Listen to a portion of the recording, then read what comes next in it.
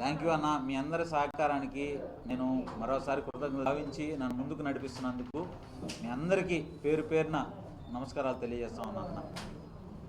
నమస్తే మదన్న, ఆలస్యమైంది కొద్దిగా మంది. నిన్నటి రోజున అందరికీ పేరు పేరున నమస్కారం అన్న. మిత్రులందరికీ కూడా నిన్నటి రోజున సోషల్ మీడియా ద్వారా వాట్సాప్ గ్రూపుల్లో ఒక వార్త చక్కర్లు కొడుతూ ఉంది. ఆ వార్త ఏంటంటే, కొంతమంది కార్పొరేటర్లని ఎవరో టీడీపీ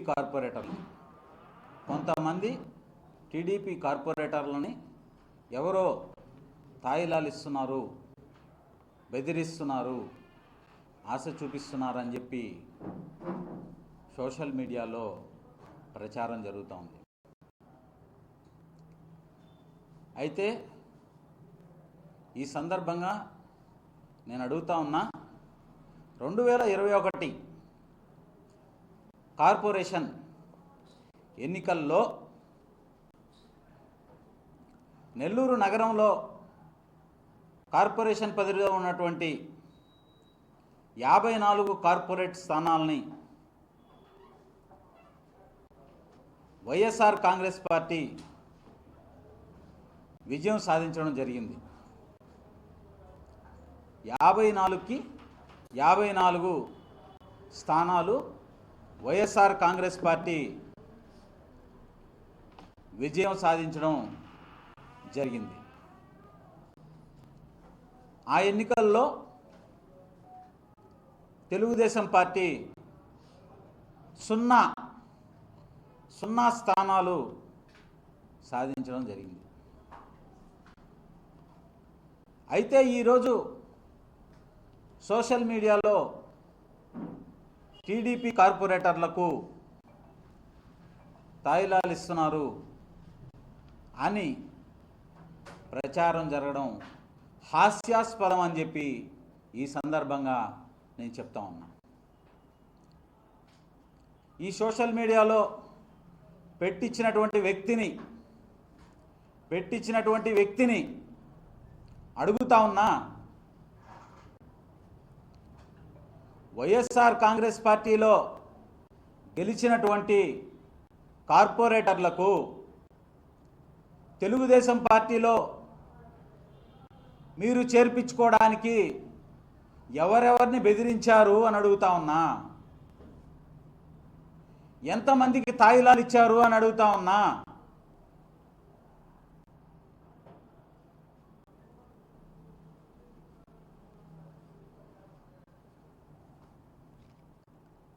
ఒక సామాన్య గిరిజన మహిళ, నెల్లూరు నగర మేయర్,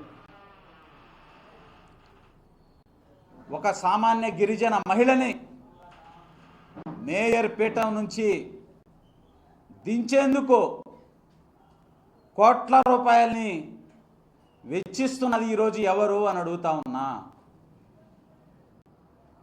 కార్పొరేటర్లను బెదిరించి రహస్య క్యాంపులు నిర్వహించేందుకు కోట్ల రూపాయలు ఖర్చు పెట్టి ఫ్లైట్ టికెట్లు బుక్ చేస్తున్నది ఎవరు? విలాసవంతమైన హోటళ్ళు రహస్య క్యాంపు కోసం సిద్ధం చేస్తున్నది ఎవరు అని అడుగుతా ఉన్నా.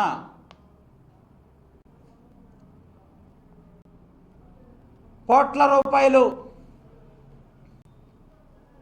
ఈ ఖర్చంతా, ఈ డబ్బంతా ఎక్కడి నుంచి వచ్చింది అని అడుగుతా ఉన్నా. నిన్న మొన్న దుర్మరణం చెందినటువంటి కామ్రేడ్ పెంచిలయ్య గారి లాంటి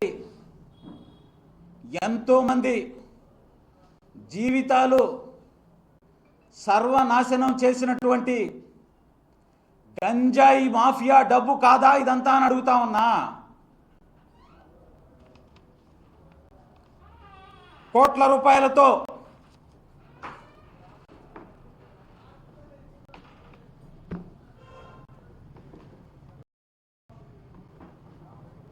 రూపాయలతో విలాసవంతమైనటువంటి క్యాంపులు, ఒక్కొక్క కార్పొరేటర్కి దాదాపు 25 లక్షల రూపాయలు, ఒక్కొక్క కార్పొరేటర్కి మీకు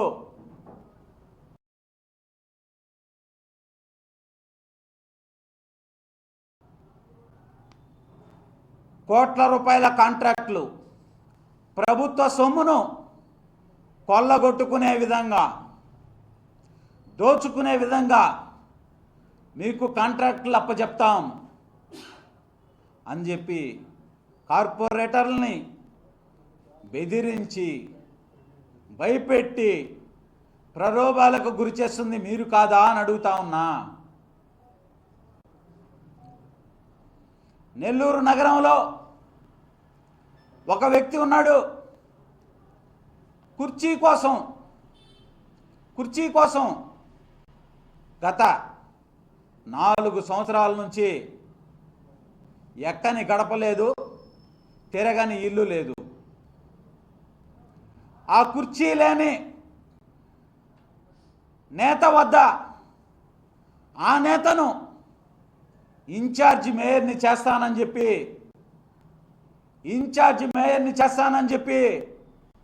2 కోట్ల